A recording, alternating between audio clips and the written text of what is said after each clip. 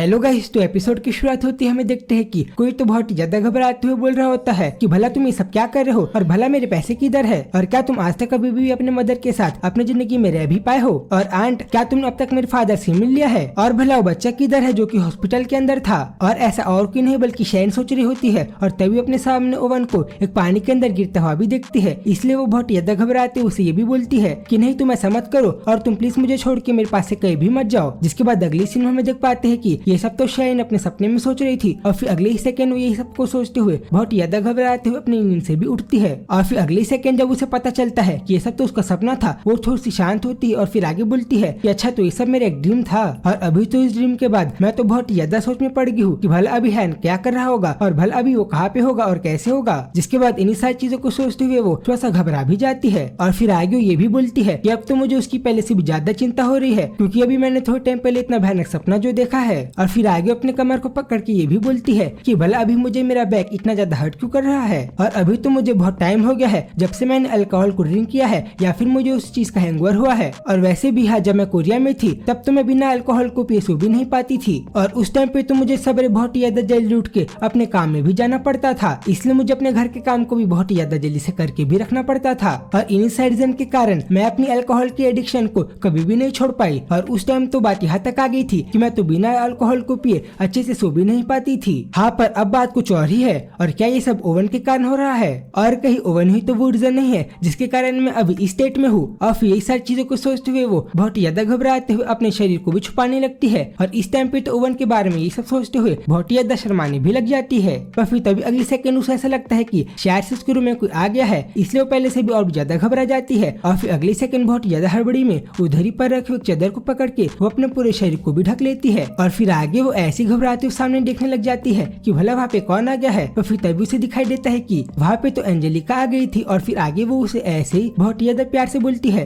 कि शेरिन क्या तुम अभी सो के उठ गई हो, जिसपे वो उसे रिप्लाई करती है हाँ मैं अभी थोड़े टाइम पहले ही उठी हूँ। जिसके बाद एंजेलिका आगे उसे बोलती है कि हाँ मुझे पता ही था कि तुम यहाँ पे सो रही हो, इसलिए मैं तुम्हारे लिए कुछ कपड़ों को भी लेके आई हूँ ताकि तुम इसे पहन सको। और फिर उन्हीं कपड़ों को देख के तो शैन पहले से भी ज्यादा शर्माने लग जाती है क्योंकि शायद से एंजेलिका को भी पता था कि अभी वो किस स्टेट में है। तभी आगे एंजेलिका उसे बोलती है कि मैं भी तुम्हारी सिचुएशन को समझ सकती हूँ क्योंकि मैं भी तुम्हारी तरह किरिल के साथ ही रह रही हूँ और हाँ समटाइम्स मेरे साथ भी ऐसा होता था कि मैं भी अपने सेंसेस को लूज कर देती थी और मैं तो ये अवेयर भी नहीं रहती थी कि भला मेरे आसपास की जगह में क्या चल रहा है। इसलिए तुम्हें इस बारे में ज्यादा चिंता करने की कोई भी जरूरत नहीं है क्योंकि मैंने भी तुम्हारी तरह इस सिचुएशन को पहले भी एक्सपीरियंस कर चुका है, जैसा अभी तुम फील कर रही हो और जैसा अभी तुम एक्सपीरियंस कर रही हो। जिसके बाद उस किसी बात को सुन के शैन थोड़ा सा रिलैक्स हो जाती है और फिर आगे वो उसे प्यार से थैंक यू भी बोलती है उसके लिए कपड़ों को लाने के लिए। और फिर आगे वो उसे ऐसे बोलती है कि अब तो मैं तुम्हारे कर्जे के अंदर भी हूँ, जो काइंडनेस तुम अभी मेरे ऊपर दिखा रही हो। जिसपे वो उसे कहती है कि तुम भला सब क्या बात कर रही हो क्योंकि मैं तो खुद इस चीज के लिए ग्लैड हूँ कि मैं तुम्हारी थोड़ी सी मदद कर पाई, क्योंकि पहले मैं भी सोचा करती थी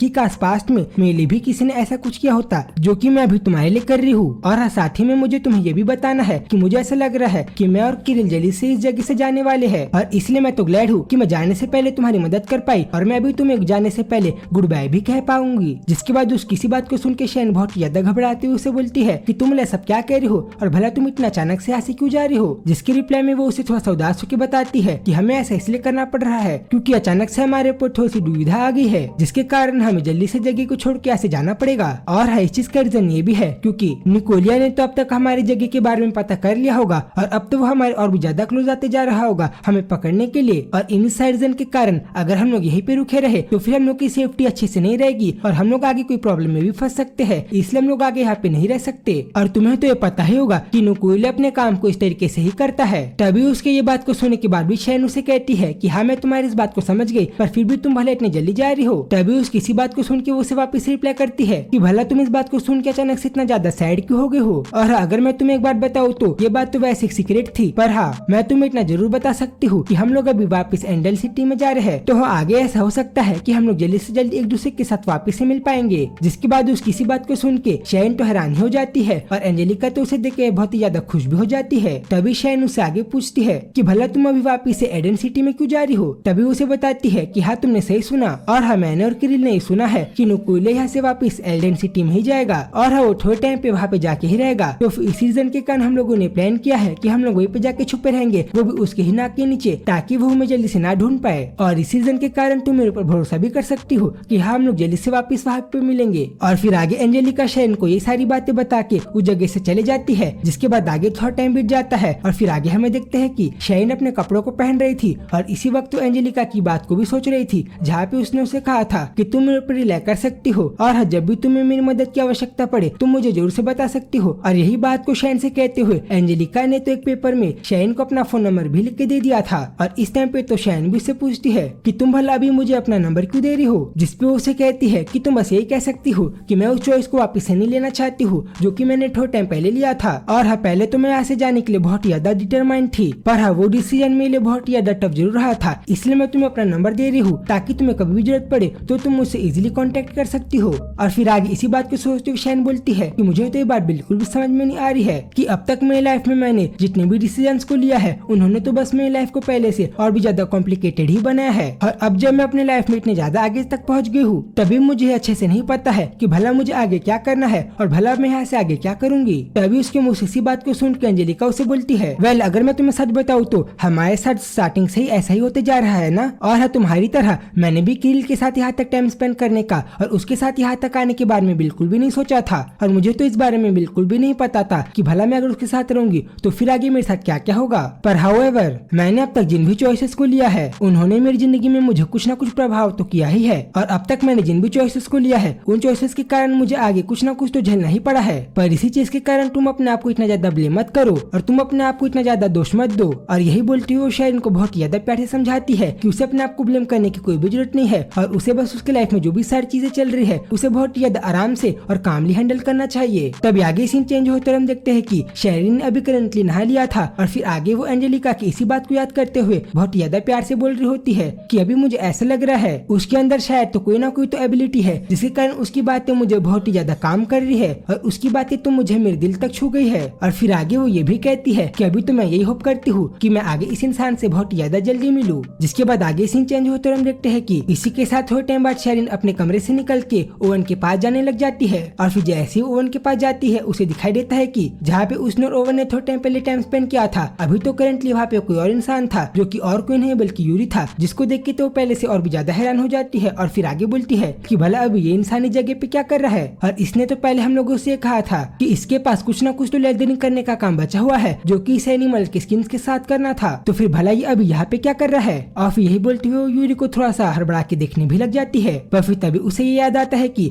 ये जगह तो वही वेयर हाउस है जहाँ पे थोड़े टाइम पहले उसने और ओवन ने बहुत ज्यादा प्यारे और बहुत ज्यादा अच्छे टाइम को स्पेंड किया था। जिसके बाद उन्हीं सारी मेमोरीज को याद करके करेंटली बहुत ज्यादा शर्माने भी लग जाती है। जिस चीज को जैसे यूरी देखता है वो अपने मन में बोलता है कि अब जब मैंने इस वुमेन को अपनी आंखों के सामने देखा है तब मुझे समझ में आ रहा है कि भला ओवन ने इसके दिमाग को इतना ज्यादा आसानी से कैसे पढ़ लिया और भला ओवन कैसे इस वुमेन को इतनी ज्यादा आसानी से पढ़ लेता है। और तभी हमें देख भी पाते हैं कि अभी तो शैन बहुत ज्यादा शर्मा भी रही थी। तभी आगे यूरी शैन से पूछता है कि क्या तुम्हें अभी पवेल की कोई चिंता नहीं हो रही है, जिसपे उसे कहती है कि अभी फिलहाल तो मैं उसके लिए चिंता नहीं कर रही हूँ और अभी फिलहाल तो मुझे इस चीज के बारे में चिंता हो रही है कि भला अभी हैन क्या कर रहा होगा और भला मैं यहाँ से आगे हैन को उसके फादर के बारे में किस तरीके से बताऊंगी। तभी उसकी इसी बात को सुन के यूरी से बोलता है कि मेरे हिसाब से शायद से तो तुम्हें उसे ये सब बताने की जरूरत भी नहीं पड़ेगी, क्योंकि तभी यूरिन वो बात को याद करता है जो कि ओवन ने उसे थोड़ा टाइम पहले उसे कहा था कि जैसे ही उस बच्चे के रिजल्ट बाहर आएंगे तुम मुझे जल्दी से जल्दी उस रिजल्ट के बारे में बता देना, क्योंकि मुझे वो बात एकदम ज्यादा अच्छे से याद है कि शैन मेरे पास उस बच्चे के साथ ही आई थी, तो फिर ये मेरी रिस्पॉन्सिबिलिटी बनती है कि मैं उस बच्चे का बहुत ज्यादा अच्छे से ध्यान रखूं। और फिर आगे वो इसी बात को याद करते हुए बोलता है कि मैं तो वो चीज को याद करके बहुत ज्यादा वंडर करता हूँ कि यही ओवन का तरीका है इस लड़की के साथ अपना लव कन्फेस करने का। तभी जैसे वो बोलता है शैन तो पहले से बहुत ज्यादा शौक हो जाती है कि भला ये सब क्या बोल रहा है, जिसपे यूरी उसे एक्सप्लेनेशन देता है कि तुम इस बात को भूल जाओ और तुम ऐसा समझो कि मैंने तुमसे कुछ भी नहीं कहा है। और फिर आगे वो ऐसे अपने मन में बोलता है कि जो रीजन है जिसके कारण ओवन इतना ज्यादा ट्राई कर रहा है उस पवल को यहाँ पे वापस लाने का,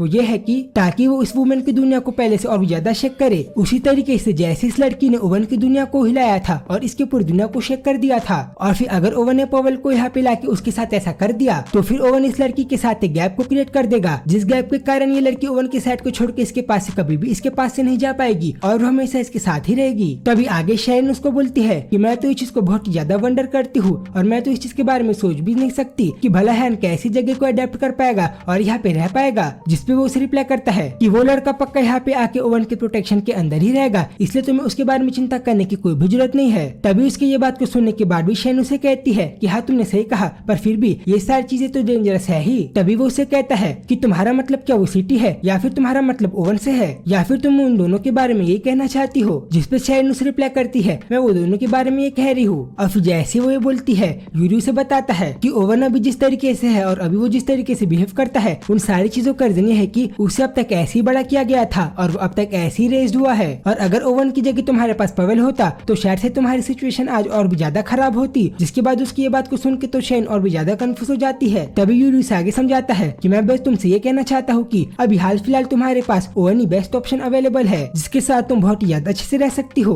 और फिर आगे वो उसे ऐसे ओवन के बारे में ये भी बताता है कि ओवन बचपन से अपनी मदर के साथ आयरलैंड में बड़ा हुआ था और उसकी मॉम तो एक बहुत ज्यादा गलत काम करती थी और वो इस काम को तब तक करती थी जब तक वहाँ के बॉस ने उसे कांटेक्ट किया था और उसे वापस अपने पास नहीं बुलाया था। और तुम्हें पता है ओवन तो अपने बचपन में ज्यादातर टाइम में एक बेसमेंट के रूम में ही रहता था जहाँ पे बहुत सारा कूड़ा था और जहाँ पे बहुत ज्यादा बेकार तरीके का वेस्ट था। और जब हम लोगों ने ओवन को उस बेसमेंट में ढूंढा था तब हमें ये भी दिखाई दिया था कि ओवन तो वहाँ पे उन 3 डॉग्स के साथ ही रह रहा था और शायद से वो अपने बढ़ते सालों में उसी जगह में रह के बड़ा हुआ है अपने उन्हीं डॉग्स के साथ, वो भी उसी बहुत ज्यादा बेकार से बेसमेंट में। जिसके बाद उसकी ये बात को सुन के तो शेन को थोड़ा सा बुरा भी लगता है। और फिर आगे उसे याद आता है कि जब ओवन उसे बता रहा था कि जैसे जैसे मैं बड़ा होता जा रहा हूँ लोगों ने मुझे मेरी आंखों के बारे में बताना चालू कर दिया है कि मेरी आंखें अभी मेरे ब्रदर की जैसी और भी ज्यादा सिमिलर दिखाई देने लग गई है। और फिर इसी बात को याद करते हुए वो बोलती है तो फिर शायद से क्या ओवन मुझे उस टाइम पे ही बताना चाह रहा था। जिसके बाद जब वो यही सारी चीजों को सोच रही थी तब तो यूरी भी उसे ऐसे ही देख रहा था। तभी आगे शेरिन उसे ये भी बोलती है कि पहले तो मुझे ये भी लगा था कि शायद से ओवन मुझे जो इसे बता रहा था वो शायद से मुझे इसे बता के मेरे साथ मजाक कर रहा था। तभी जैसे वो ये बोलती है यूरी तो बहुत ज्यादा घबरा जाता है और फिर आगे वो उसे बोलता है कि क्या तुम मुझे ये कह रही हो कि ओवन ने तुम्हें पहले अपने पास्ट के बारे में तुम्हें थोड़ा बहुत ये सारी बातें बताई है। वेल अगर मैं इस बारे में सोचूं तो फिर ये बात कुछ ज्यादा बड़ी सीक्रेट नहीं है उन सारे लोगों के लिए जो भी लोग ओवन के साथ रहते हैं या फिर वो लोग उसे हेट करते हैं। और वैसे भी इन लोगों को अगर ओवन के पास्ट के बारे में पता चल गया तो उन सारे लोगों में ऐसा थोड़ा भी दम नहीं है कि वो लोग ओवन को थोड़ा भी बॉदर कर पाए या फिर वो लोग ओवन को परेशान कर पाए। क्योंकि कोई भी इंसान आज के टाइम पे इतना ज्यादा बड़ा स्टूपिड नहीं होगा कि वो ओवन या फिर नुकोलिया के साथ मैस करने का ट्राई कर पाए या फिर इन दोनों के साथ उलझने का सोच भी सके। क्योंकि ये लोग तो अपने ग्रुप के वेल्थ और पावर को बहुत ही ज्यादा जनरेशन से मेंटेन करते हुए आ रहे हैं। तो फिर अगर शायद से उन सारे लोगों को ओवन के इस बारे में पता भी चल गया कि भला उसकी मॉम क्या करती थी और भला वो किसका बच्चा है तो फिर भी वो लोग उसके साथ कुछ भी नहीं कर सकते। और हाँ बॉस तो डेफिनेटली ये चाहता है कि ओवन किसी बहुत ज्यादा अच्छे फैमिली में मैरी करे और आगे वो अपने पावर को बहुत ज्यादा अच्छे से मेंटेन कर पाए और आगे वो बहुत सारे लोगों को अपने पावर से बहुत ज्यादा अच्छे तरीके से इन्फ्लुएंस भी कर पाए। इसलिए आजकल निकोलिया के लिए बस एक ही कंसर्न है कि वो बस ये चाहता है कि